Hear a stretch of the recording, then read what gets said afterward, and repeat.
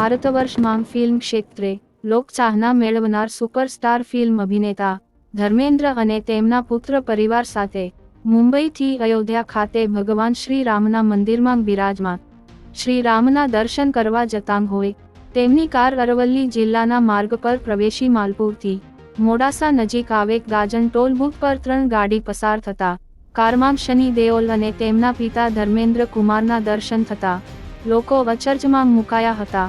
ગાજન ટોલબૂથ પર ચાહકોએ દ્રશ્યો તેમના કેમેરામાં કંડારી વાયરલ કર્યા હતા. અયોધ્યા ખાતે રામ મંદિરમાં ભગવાન શ્રી રામના દર્શન કરી મુંબઈ પરત ફરશે હોવાની માહિતી પ્રાપ્ત થઈ હતી.